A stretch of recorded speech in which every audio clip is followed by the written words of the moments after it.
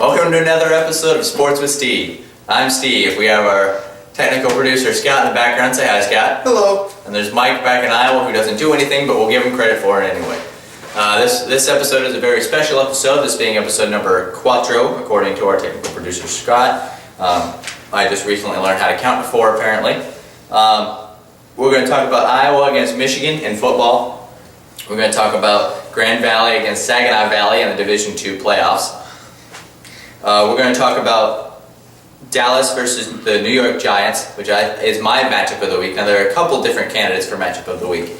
We have the obvious, being Denver playing in New England.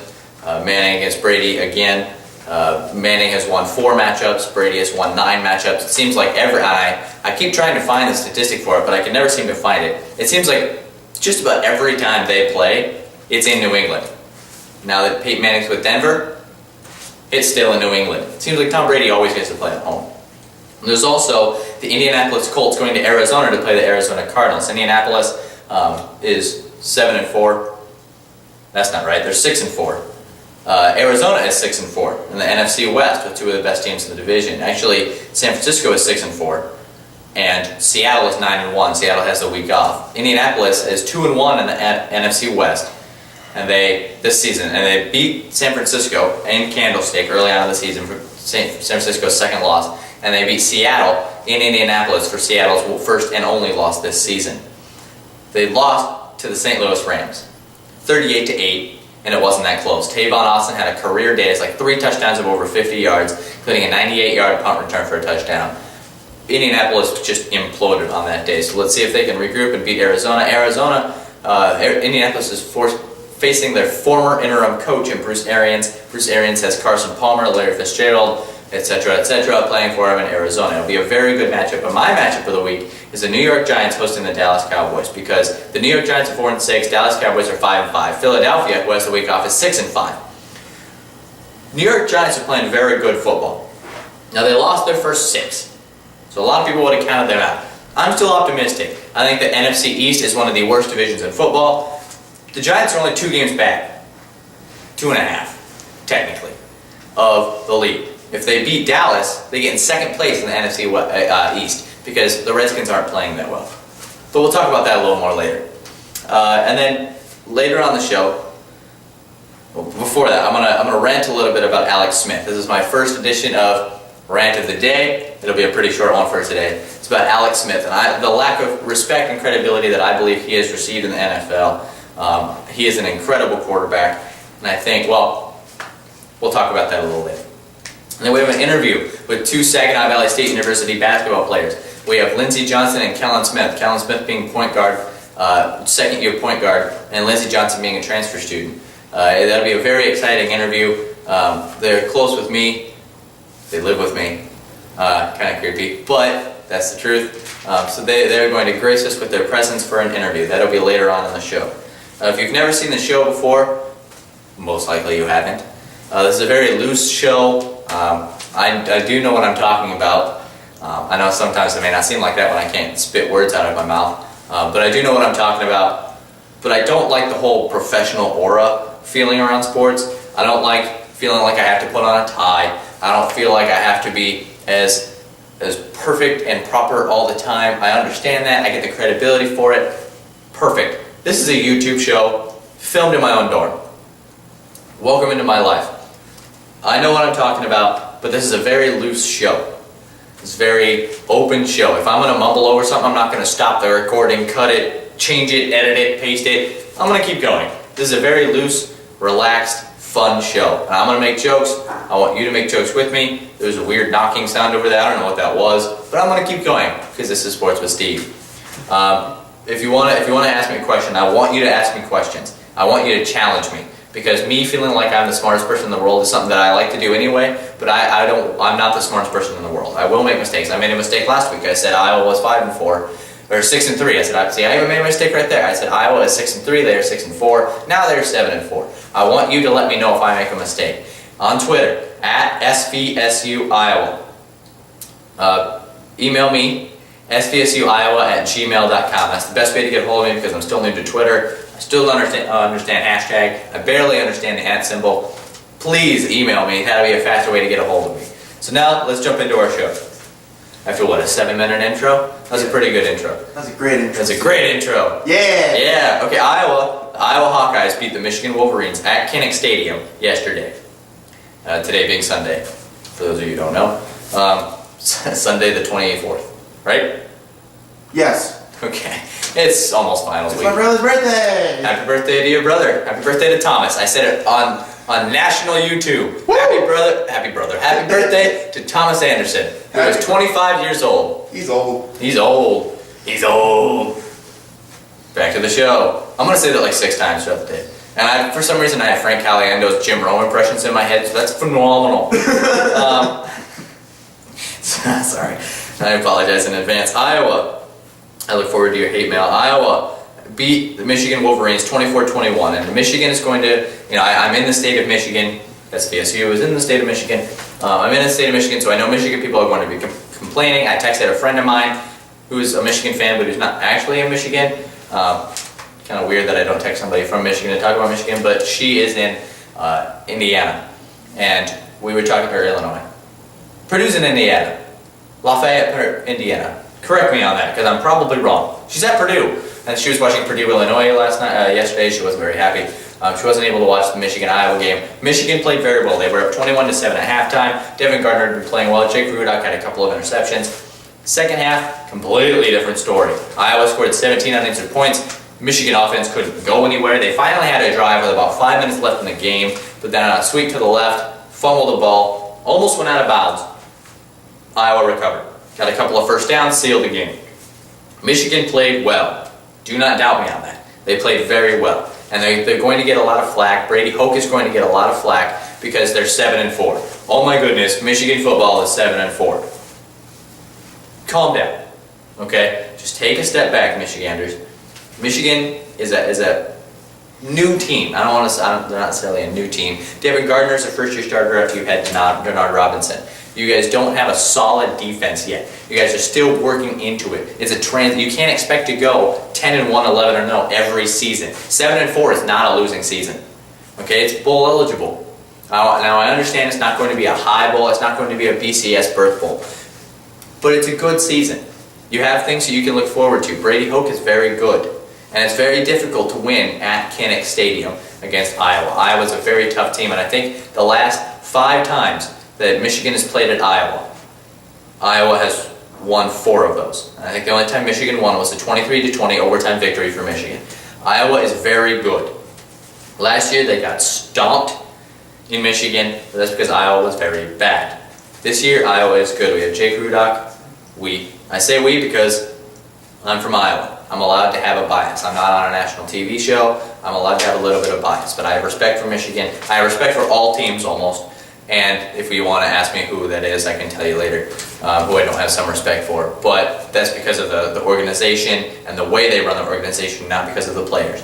I have respect for the game and for the teams because I can't play. And that's why I'm on a YouTube show and not on the field. So if you want to yell at me for not respecting a player, don't, because I respect all players. I respect to the level of they are in football, they are better than me, I understand that. But there are some things that I do not like, and we can talk about this. If you want to ask me a question, if you want to ask me, please ask me. Because that's another rant I would love to go on, is who I don't respect in the National Football League and who I don't respect in college football. Unfortunately, we don't have the time of day this week. So, there you go, got a little chuckle out of Scott. Let's continue moving forward. Back to the show. Phenomenal. Sorry. Iowa won 24-21. It was a good victory for Iowa. Iowa is 7-4, 4-3 in the Big Ten. I don't remember who they take on next week. I assume Penn State. They haven't played Penn State this year. That's what I would assume. In actuality, I have no idea. Michigan, 7-4, 3-4 in the Big Ten. They take on Ohio State.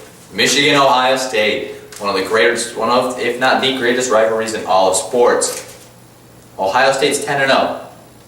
Okay, they beat Indiana pretty easily. This is going to be a good game. I think Michigan will come out and play well. I do believe Ohio State will win. But it'll be a good game. I'm excited. Iowa, bowl eligible. Again, they were bowl eligible last week. They're bowl eligible. They're continuing to get better. I'm excited for Iowa. I'm excited for next season because we have a lot of returning players. So we have a few seniors this year. Obviously, every team has a few seniors this year, but not that many. Iowa returns a lot of their offensive line, they return a lot of their defensive backs, and they return Jake Rudock and Mark Weissman, which I'm excited about. So let's go Iowa Hawkeyes. A couple other headlines around college football. Alabama beat Chattanooga. Anybody surprised by that? Good scheduling. NCAA scheduling Chattanooga for Alabama this late in the season. Good work. Florida State beat Idaho 80-10. Probably wasn't that close. Arizona State whooped up on number 5 Oregon. Whooped. It was like 49-12 or something like that. Just stomped. That's not an exact score, but you get the picture. Baylor lost to Oklahoma State. So now there's only 4 undefeated teams. 3 undefeated teams. 4. Who's number 2? Who's number 2? Who's number 2? Who's Florida State? See how smart I am. Alabama, Florida State, Ohio State, ranked number 1, 2, 3. And then there's Northern Illinois from the MAC. They're ranked number 16. They beat Toledo 35-17. They're not getting much respect. They've won like 24 straight games. Their last loss was against Iowa, first game of the season last year. They beat Iowa, first game of the season this year. Go Northern Illinois. The national championship game, not sure who's going to be playing in it. Could be Alabama, Florida State. Could be Alabama, Ohio State. Could be Florida State, Ohio State. Not going to be Baylor anymore. Sorry, Baylor. And then what was the other headline I had? I don't remember. I'm making it up. You see my notes? Not many there. I'm kind of taking it off the top of my head. I'm not a college football. Once again, send me your hate mail at svsuiowa, svsuiowa@gmail.com. I look forward to your letters. Grand Valley State University. Last week, they beat Saginaw Valley State University in the Battle of the Valley. This week, in a rare duplication, very rare in football, that a team will play a team back to back. Saginaw Valley once again traveled to Allendale to take on the Grand Valley State University Lakers, and they lost 40-7, and it wasn't that close. Sorry Saginaw Valley, I turned off the game when it was 26-0. It was the third quarter. Grand Valley scored a touchdown, 26-0. I turned off the game. I couldn't listen to it anymore. Great job to J.J. Bateman, Dave Slaggert for the call on ESPN 100.9. Nothing like a little name dropping. It's my show, I can do what I want. Great season for Saginaw Valley. Grand Valley is a very good football program. They have been for a long time. They should be Division I. They have like 25,000 students. SVSU has 10,000. This isn't an excuse. I believe that Grand Valley State University is good. They're the winningest Division II football team. I believe that they should be in Division I. I believe they should be in the MAC, which would mean that 4 teams from the MAC would be from Michigan. Central Michigan, Eastern Michigan, Western Michigan is Grand Valley State. Yeah, a lot of teams from Michigan. Well, the MAC is right around here. I mean, there's Buffalo, there's Toledo, Ohio, there's Northern Illinois. There's a lot of teams like that, and I don't remember who else is in the MAC. The MAC championship game, Friday, December 6th, in Detroit. Nothing like a little name dropping. Grand Valley is moving on in the playoffs. I can't remember who they're going to. Colorado something Pueblo, because they're ranked number 1. They're in Colorado, and it's Colorado State Pueblo. It's something like that. They're going to play them in Colorado. So good luck to Grand Valley, even though as a Saginaw Valley, that kind of blasphemy to say that. Good luck, Grand Valley. I don't have any ill will towards Grand Valley as an organization, just as long as they're not playing Saginaw Valley. Saginaw Valley finishes the season with a 9-3 record overall. They lost their last 2 games against Grand Valley. Good season. John Jennings and Jeff Janis. Here's my vote to you NFL analysts watching my show. Like that's ever going to happen. Jeff Janis, John Jennings. Perfect fit, Cleveland Browns. Why? Because Cleveland Browns do not have a solid quarterback right now. They have Whedon. Never know what you're going to get from him. You have Hoyer, who played early on, played well, got hurt. And now you have Jason Campbell, who I'm a fan of Jason Campbell because I think he's had more offensive coordinators than he's been in the league. More years than he's been in the league.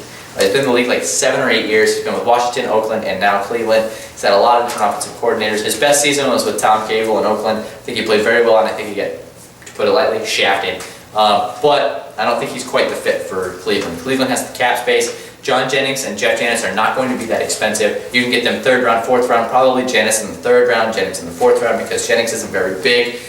Janis is, but he's fast, and they have a very good connection. I think Cleveland will work because they're not an awful team, so they'll have I don't know, 7th, 8th, 9th, 10th draft pick this season, including the first round draft pick from the Indianapolis Colts. So they'll have a little bit of room to move around. I think that those two would be a good pickup for the Cleveland Browns. I think so. There's my vote of confidence, Cleveland. I know you're listening. Wink, wink, one, nudge, nudge. Okay, let's keep moving on. My NFL matchup of the week: Dallas Cowboys at New York Giants. I'm pretty sure they had New York Giants. Look it up. Got my technical director doing all my stat checking for me because I'm just the mouthpiece. Totally kidding. If there's anything wrong with my show, it's all on me.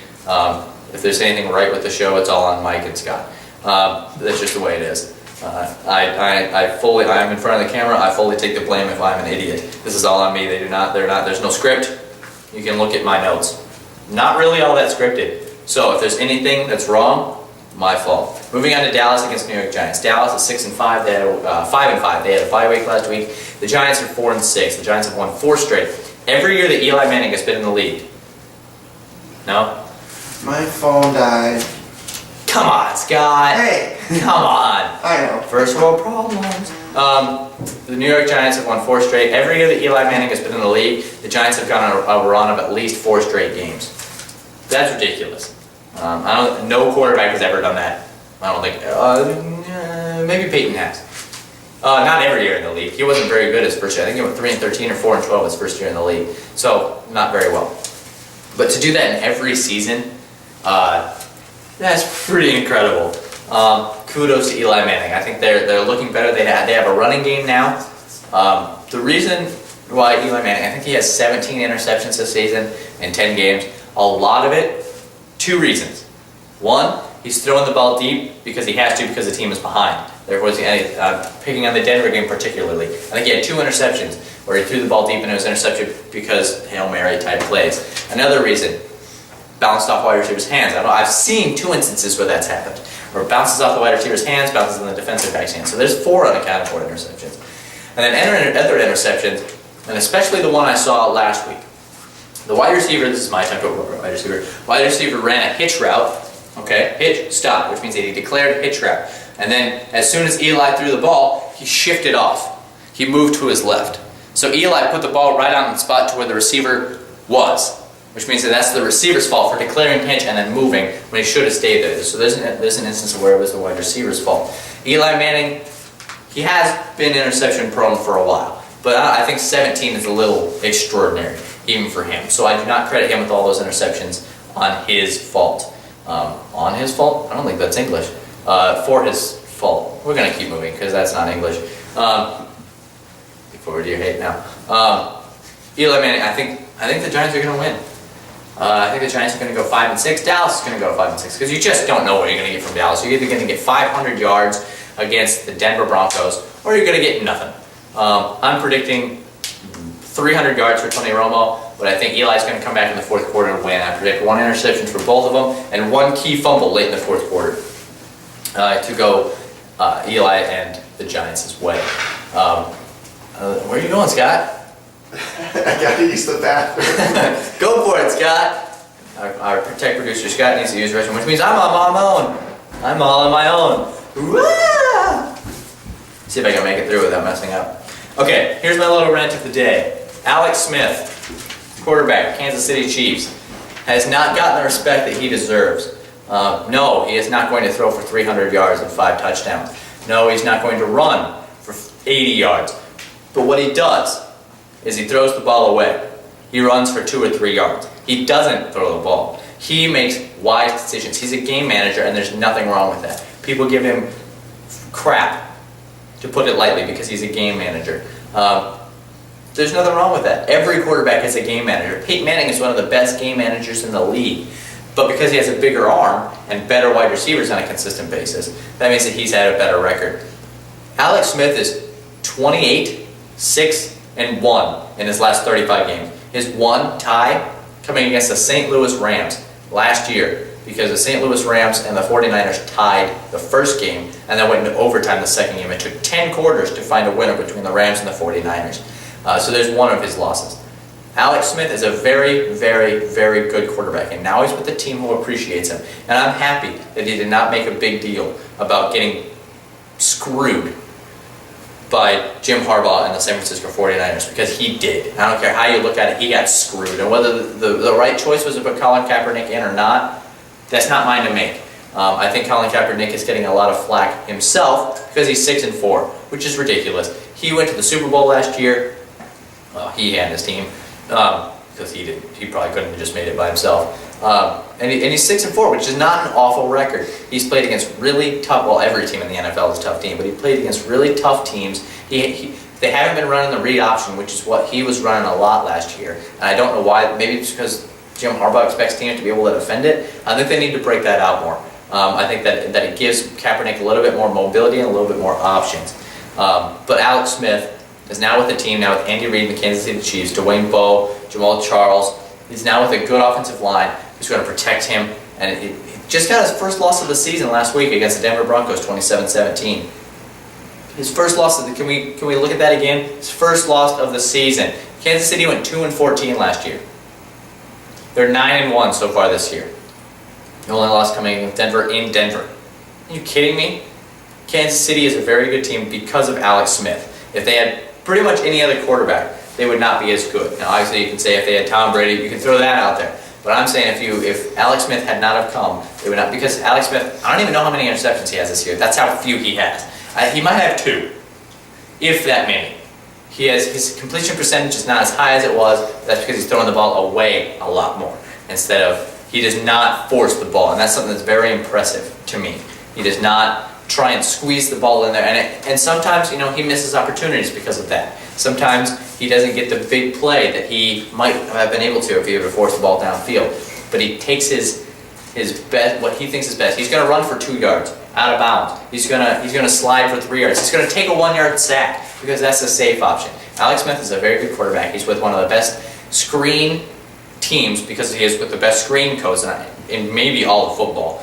Andy Reid did it a lot with Philadelphia, best screen team for like 8 years with Donovan McNabb. Now he's doing it with Alex Smith, Jamal Charles, and the screen.